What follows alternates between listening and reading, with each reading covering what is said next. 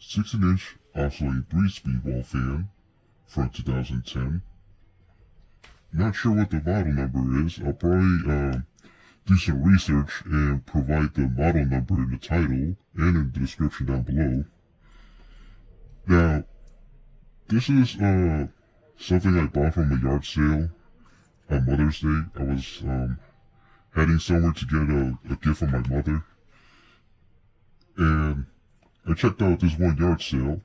This was part of that yard sale for $10, and I was kind of debating whether I should take it or not, because, you know, it was Sunday, and then usually on Sundays there might be some interesting things that I could find in the trash, but you know what, I was about to head somewhere else, so I said, why not? So, it's in relatively good condition, and for 2010, this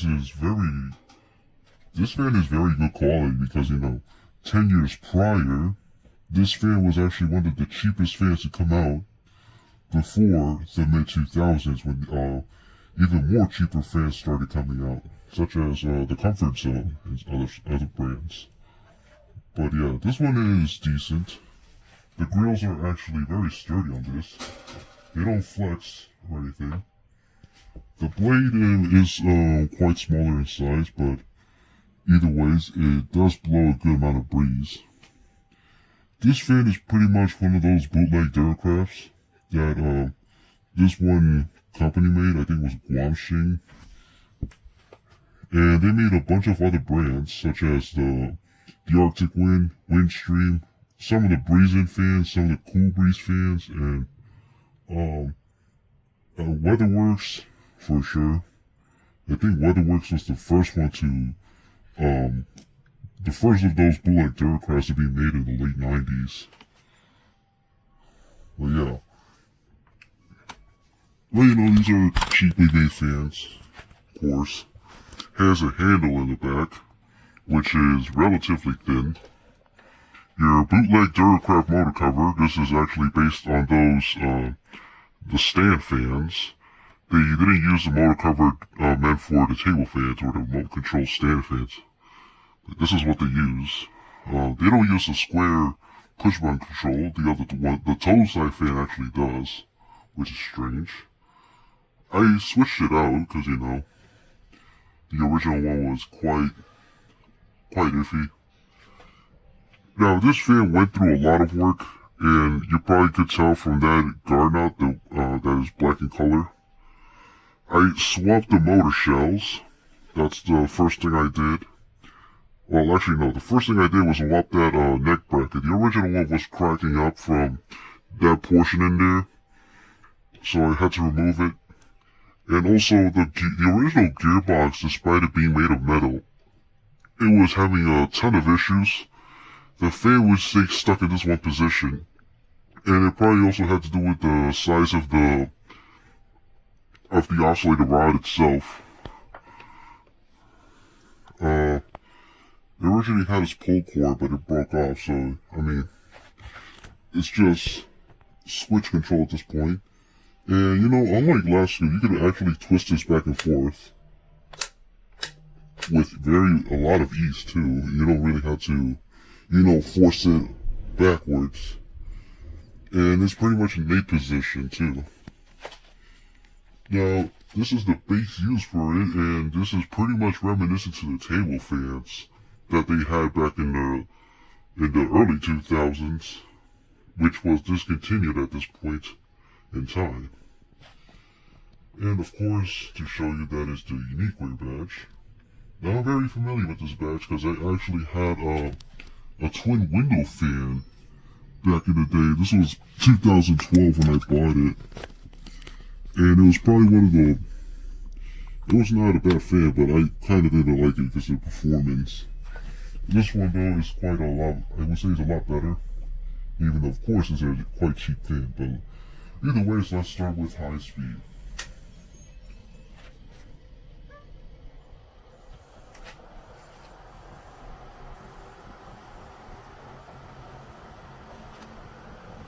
While the airflow is quite strong, I'll just pause this real quick.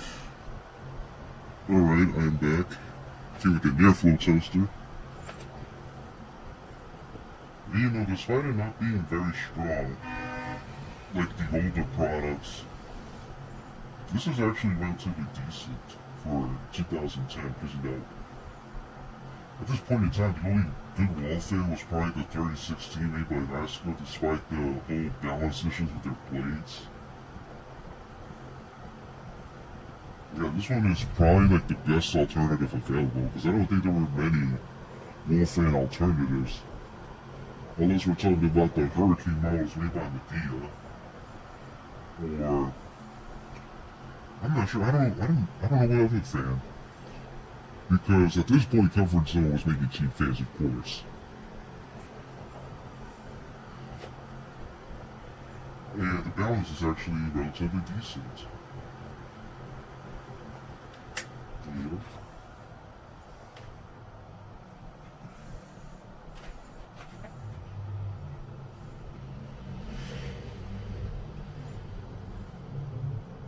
Has a very good amount of airflow change as well as the speed.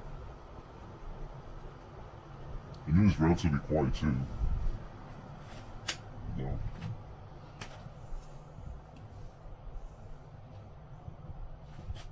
And low speed is definitely what their balance kind of shows, because it is shaking quite a bit. So we can take a close look at this. I don't know if the camera's actually capturing the balance, but it is quite off clock a bit on the low speed.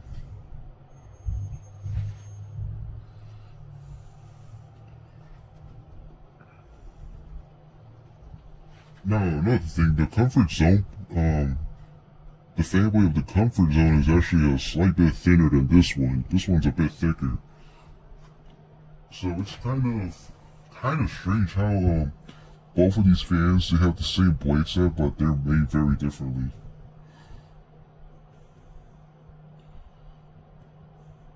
Now, the manufacturer that made the oldest Comfort Zone fan I have, they also made some of these Uniqueware fans as well, and they were also involved in making fans for Weatherworks as well. Because I have seen stand fans with the same appearance as the Comfort Zone. Let's test the articulations.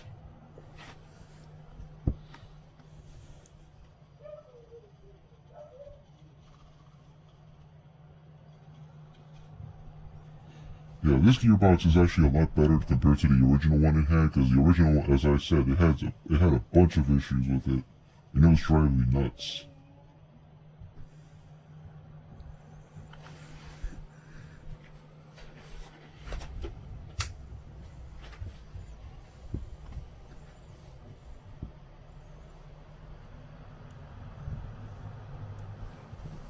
Yeah, this definitely oscillates a lot better now. Oh yeah, and also about the tilt adjustment now. For some reason, these bootleg Duracrafts, they tend to have this thin piece of metal, and they pretty much drill a hole in with threads. But these are probably the worst type of tilt adjustment methods out there compared to the one I just placed in there, which came from an older Holmes fan, by the way. But these tilt adjustments don't hold up. And, you know, people would be tightening all the way, and then they would strip them out, and then, you know, they just take it off, and they just discover that it's a thin piece of aluminum, just, you know, drilled with a hole in it.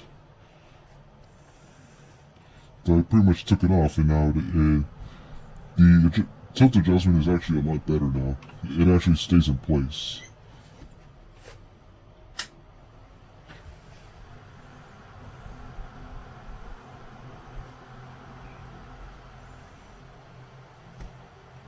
Yeah, this is definitely better performance.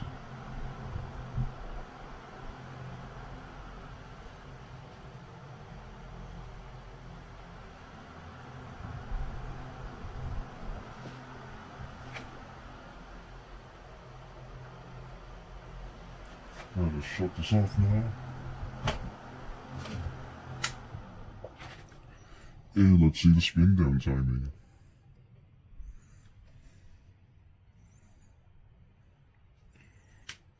Yeah, that spin on it is very good. Yeah, this fan is wobbling quite a bit as well.